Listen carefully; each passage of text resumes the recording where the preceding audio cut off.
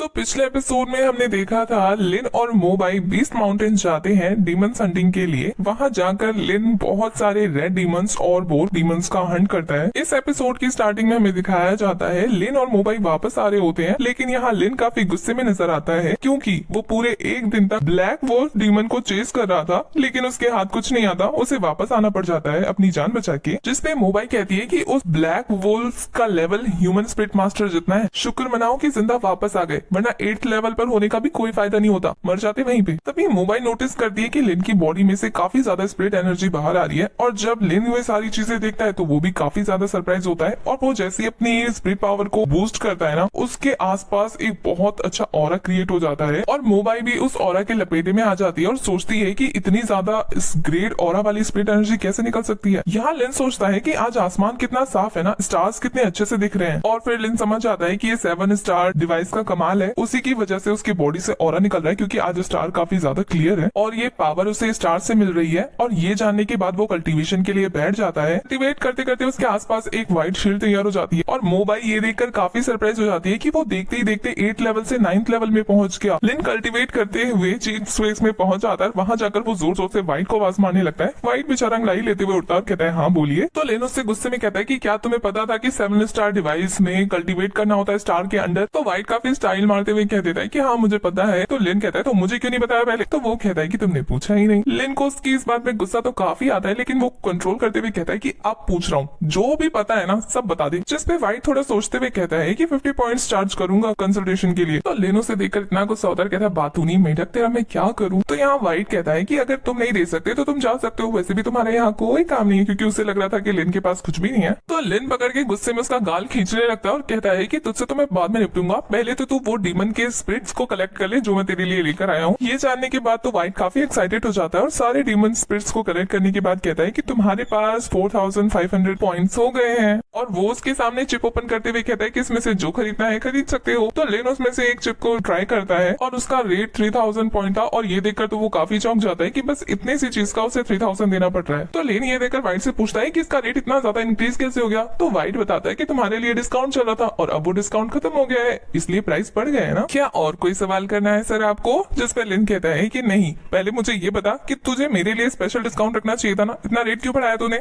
तो व्हाइट कहता है कि अगर तुम्हें नहीं खरीदना है तो साफ साफ बोलो ना और जाओ यहाँ से। और व्हाइट को ऐसे नखरे दिखाता हुआ देखकर लिन को इतना गुस्सा आ रहा होता है कि वो अपने गुस्से पे कंट्रोल करता हुआ एक मुक्का दे मारता है उस चिप पे और खरीद लेता है उसे। व्हाइट काफी खुश होता हुआ लिन को उसकी बुक देता है जिसका नाम था सोल परसेप्शन। लिन जब उस बुक को हाथ में लेता है और कहता है कि मेरे 2-3 दिन की मेहनत बस इतनी सी थी एक बुक की। तभी व्हाइट लिन को बताता है इस बुक की खासियत। वो कहता है कि जब तुम सोल परसेप्शन सीख जाओगे तो तुम किसी भी डीमन को इजिली फाइंड कर सकते हो, और तुमने कितना इम्प्रूव किया है, तुम्हारी स्ट्रेंथ कितनी बड़ी है, ये भी तुम्हें बताता रहेगा। उस बुक की स्ट्रेंथ को ऑब्जर्व करने के लिए लिन वही फनी सा डांस स्टार्ट कर देता है, और यहाँ व्हाइट उसे देख देख कर खूब मजे ले रहा था। और वो बुक जैसे ही उसके माइंड में ट्रांसफर होती है ना, रियल वर्ल्ड में जहाँ वो कल्टीवेट कर रहा था उसकी बॉडी से उसकी सोल बाहर आ जाती है। उसे वहाँ सोती हुई मोबाइल दिखती है और वो सोचता है कि मैं कुछ डीमन बिस्ट को देखने की कोशिश करूँ, और वो जैसे ही देखने जाता है ना, उसे अपने सामने एक बैरियर दिखता है। तो वो ये देखकर वापस डीप स्पेस में आता है और व्हाइट से पूछता है कि ऐसा क्यों, कि वो सिर्फ थोड़ी सी डिस्टेंस को देख पा रहा है। जिसपे व्हाइट कहता है कि शायद इसलिए क्योंकि तुम्हारी स्ट्रेंथ अच्छी नहीं है अभी, तो एक काम करो, गलत कदम उठाने से अच्छा है कि इस बुक के इंस्ट्रक्शन पढ़ लो। जब लिन उस बुक्स का इंस्ट्रक्शन पढ़ता है तो उसमें काफी छोटा छोटा लिखा था कि इस बुक्स की जो रेंज है और इफेक्टिवनेस है वो आपकी स्ट्रेंथ पर डिपेंड करती है। जितनी आपकी स्ट्रेंथ होगी उतना ही इसका रेंज ज्यादा बढ़ेगा और उतना ही इफेक्टिव होगा। तो लिन ये देखकर इतना ज्यादा गुस्सा हो जाता है ना कि उसका पारा बहुत ज्यादा हाई हो जाता है। व्हाइट उसके गुस्से की आग में घी डालते हुए कहता है कि तुम्हें अब थोड़ी सी और मेहनत करनी पड़ेगी स्ट्रॉन्ग बनने के लिए, अभी तुम स्ट्रॉन्ग नहीं हो ना। लिन कहता है मेढक, ये से आलतू फालतू चीजें इतनी महंगी महंगी दामों में बेचते हो ना तुम, रुको तुम्हें बताता हूँ, जल्दी से प्रोडक्ट वापस लो, मुझे नहीं खरीदना है। जिसपे व्हाइट काफी टेंशन मारते हुए कहता है कि जो आइटम एक बार बिक जाता है उसे वापस नहीं किया जाता। जिसपे लिन कहता है ठीक है फिर अब मैं कुछ खरीदने नहीं आऊंगा और अब एक भी स्पिरिट स्टोन नहीं मिलेगा तुम्हें। और ये जानने के बाद तो व्हाइट को झटका लगता है कि भाई उसका कस्टमर तो जा रहा है। तो वो उसके हाथ पैर पकड़ने लगता है, उसका कंधा दबाने लगता है कि दादाजी आप तो नाराज हो गए, मैं तो मजाक कर रहा था। और वो उसका कंधा दबाते हुए कहता है कि क्यों ना मैं आपको एक्स्ट्रा डेंजर परसेप्शन दे दूं। जब आप सोल परसेप्शन को यूज करोगे ना तो आपको अपने आसपास आने वाले डेंजर का भी पता लग जाएगा, है ना अच्छा आइडिया। फिर व्हाइट उस बुक ग्रुप में ऐड कर देता है एक्स्ट्रा डेंजर परसेप्शन को। ये चीज मिलने के बाद लिन थोड़ा सेटिस्फाइड होता है और फिर से सोल परसेप्शन को यूज करने लगता है और वो रियल वर्ल्ड में आकर अपने आसपास देखता है और कहता है कि कुछ भी चेंज नहीं हुआ, इस मेढक ने मुझे फिर से बेवकूफ बना दिया। तभी लिन को खड़े खड़े सूचना मिलती है कि उसके आसपास डेंजर है और वो डेंजर साउथ ईस्ट की तरफ से आ रहा है। लिन जब साउथ ईस्ट की तरफ देखता है तो उसे वहाँ ब्लैक ऑर्गेनाइजेशंस के मेंबर दिखते हैं और वो समझ जाता है कि ये पिछले लोगों की मौत का बदला लेने आए हैं और उनके साथ ट्रैकर डॉग्स होते हैं जो कि सेकंड डेमन होते हैं ह्यूमन स्पिरिचुअल प्रैक्टिसियर स्ट्रेंथ के। ये काफी खूंखार लग रहे थे और इनकी सूंघने की और ट्रैक करने की स्ट्रेंथ इतनी ज्यादा है कि कई मीलों से ये सूंघते हुए आ जाते हैं ट्रैक करते हुए। लिन ये सब देखने के बाद सोचता है कि उसे वापस चले जाना चाहिए जब तक खतरा उसके पास ना आ जाए और वो अपनी बॉडी में वापस आता है। बट मोबाइल के पास जाता है, उसे नींद से जगाता है और उससे कहता है कि हमें यहाँ से भागना होगा, हमारे पीछे डेंजर है।